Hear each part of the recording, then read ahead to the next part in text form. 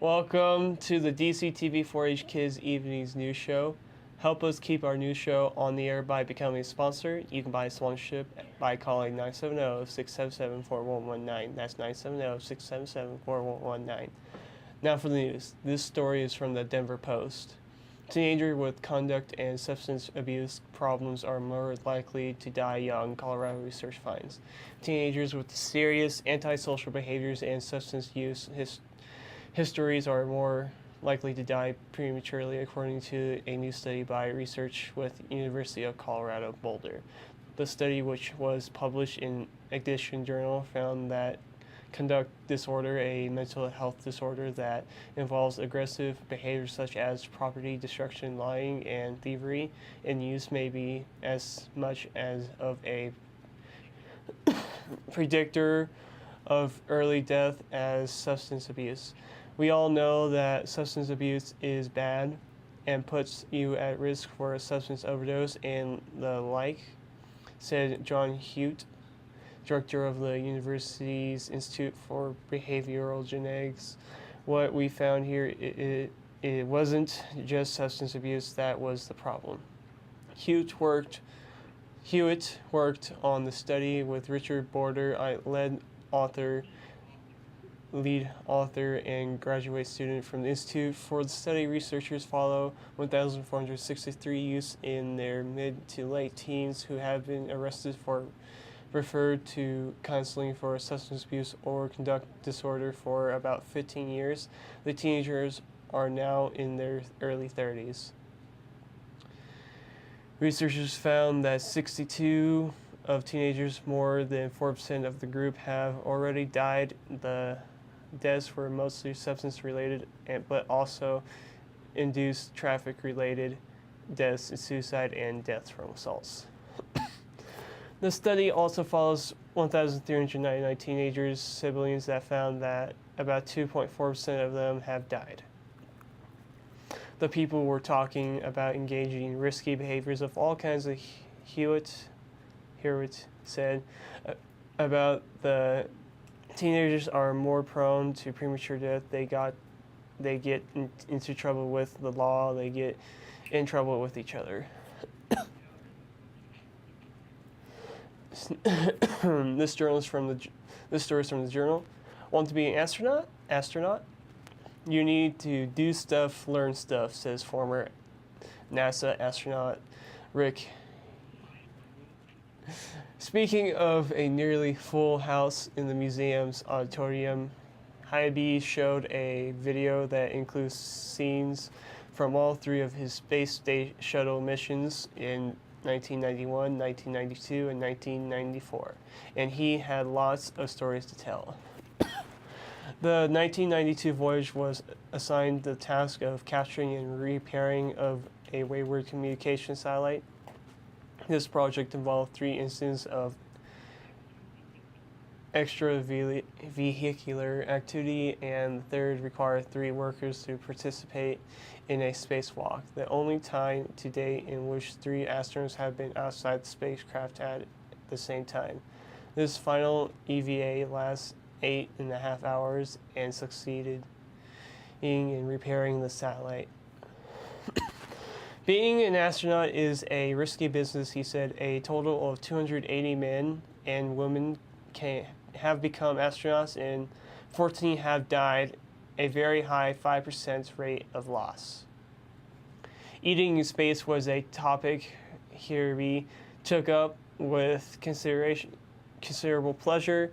The menu seems to have included a lot of sandwiches, ham salad, chicken salad, egg salad, tuna salad, and PB&J, all made on tortillas rather than bread to avoid crumbs floating around in the cabin. Salt and pepper had a squirt onto the food because shaking doesn't work without gravity. And what happens when a meal goes badly? He recalls capturing vomit with a towel as it flew about the ship. Hybe was left mostly speechless when it comes to describing the appearance of the Earth from space. He noted that all his fellow astronauts who have tried to have come up short, and he doesn't know how to improve on their efforts. Hybe also talked about the rapid growth of knowledge during the era of space travel.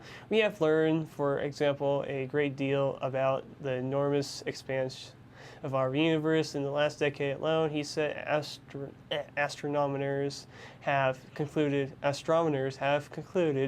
that many, perhaps most stars have planets orbiting around them like our own star and sun. The Hubble telescope focused for 100 hours on a tiny portion of sky that we can see looking through a swizzle stick straw, recorded 3 stars and 10,000 galaxies. Of each of those galaxies is something like our own galaxy, the Milky Way, which comprises roughly about 100 billion stars. Well, Hirby said, you do the math. Story 4. Dumb laws in Alabama. It is illegal to sell peanuts in Lee County after sundown on Wednesday. It is illegal for a driver to be blindfolded while operating a vehicle. Dominoes may not be played on Sunday. It is illegal to wear a fake mustache that causes laughter in church. Putting salt on the railroad track may be punishable by death. Boogers may not be flicked into the wind. It is illegal to drive the wrong way down a one-way street if you... It is legal. It's not illegal to drive the wrong way down a one-way street if you have a lantern attached to the front of your automobile. Well, here's the weather with Hannah. The current temperature is 77 degrees. The high for the day was 82 degrees. The low was 50 degrees. The manometer is at 29.89 inches and is falling. Humidity is at 33%. Wind is between 1 and 3 miles per hour from the northwest. Gusts have been up to 13 miles per hour. There was 0.00 of an inch of rain measured today by the DCTV weather station. Moisture for the month is 0.64 of an inch. Moisture accumulation for the year is 4 inches and 85 hundredths. Now for the big map, courtesy of the National Weather Service. Today it will be quicker to tell you where it is not raining. Oh, so here where it is clear and sunny, no rain in the Pacific Northwest and across the north into Wisconsin. There's Wisconsin. The California coast is clear. That's clear. From Texas into Illinois, there is possibly a flash flood. From eastern Arkansas into Mississippi, flooding is possible. The Atlantic Ocean from Massachusetts into South Carolina, it is clear. It is unusual to see much of the country with rain forecast, so if we haven't mentioned that it is clear, you know it may be raining. Here is our exclusive DCTV 5-day forecast. Thursday, thunderstorms, high 76, low 52. Friday, partly sunny, high 79, low 53. Saturday, mostly sunny, high 81, low 53. Sunday, partly sunny, high 82, low 54. Monday, mostly sunny, high 83, low 54. Now for a climate change report, CO2 carbon dioxide is considered a greenhouse gas and is one of the principal causes of climate change. CO2 traps heat in the atmosphere, which causes climate instability. The result is significant swings worldwide of hot and cold temperatures, but it is important to note that the general climate trend is that the planet is slowly warming. Therefore, it is important that we report the CO2 weekly change. The following are the CO2 numbers in parts per million. Last week, 406.84. 2 weeks ago, 407.07.